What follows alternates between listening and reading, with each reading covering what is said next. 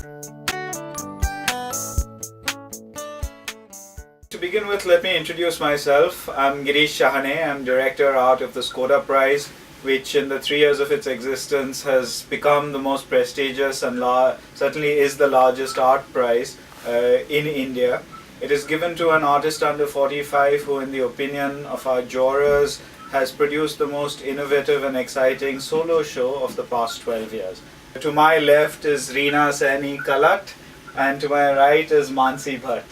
So to start with you, Reena, when we speak about artists, the popular impression still is of somebody, usually a man, who wakes up in the morning and he has a small studio where there's an easel and a canvas and he paints through the day, and then in the evening maybe he goes and sits in the Irani and discusses art and politics with friends.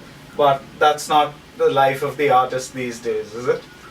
Well, certainly, Girish. I mean, much of our time gets divided between, say, spending time in the studio, which is something that has now become a sort of very disciplined practice in my case over the last 6-7 years, where every morning I'm in my studio at 8:30 a.m. and I'm there till about 6 in the evening. Well, what takes place has changed over the years. I mean, it is a kind of a laboratory where one is kind of struggling with ideas, with several processes. There could be multiple works that one is working on at a certain time. You particularly work a lot with things like stamps, for example.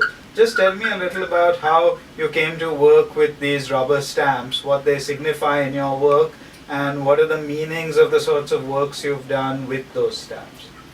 Yes, I mean, amongst one of the sort of mediums that have now over the years been used very recurrently within my practice has been the rubber stamps, which I began using in 2003,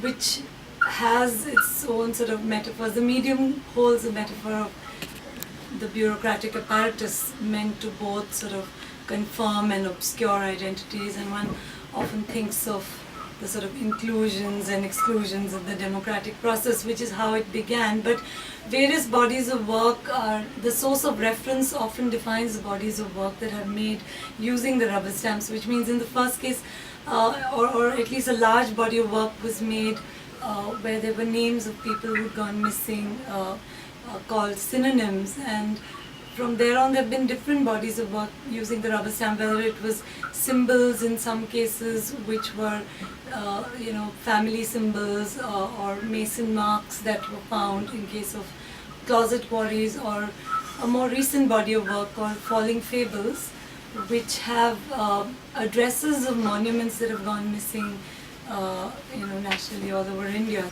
Coming to Mansi briefly, before we open it out, when I first saw your work, this was at Kallat a few years ago, and obviously you've developed since then and you can speak about that, but it was in the form of porcelain figures which looked sort of like 16th century, if I remember, porcelain figures made in East Asia, but it wasn't actually porcelain figures, but you had made yourself up and then got yourself photographed to look like one of those, and it was really very remarkable. So, and you've had this tendency since then to make up and to perform and to be part of then artifacts that are created in these disguised ways.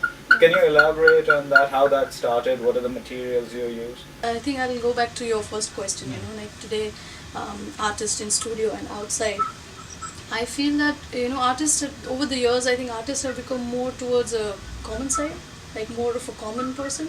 And of course, going to the studio and have your own space, like not just a space as space, but a mind space or in isolation, it is important, and because you develop things there.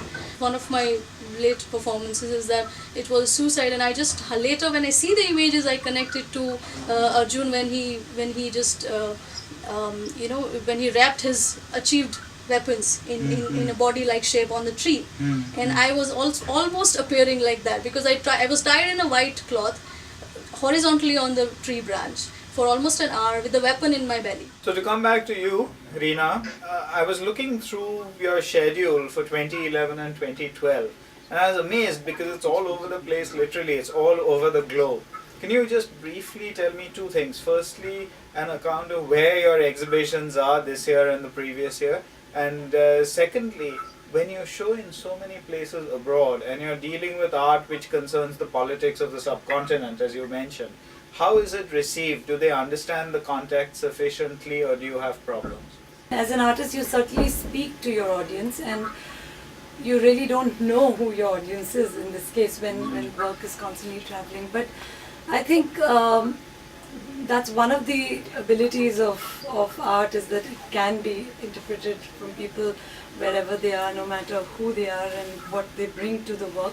And so, I mean, I'm not somebody who really thinks that the artist's intentions necessarily have to be read in the same manner that, you know, that one is invested into the work. Well, the last couple of years have been really exciting in terms of, you know, the sort of large-scale on-site pieces, which is what I am most excited about. Usually making work which is sort of responding to a site, and so one has been at the Kennedy Center, one which was at the Gothenburg Biennial.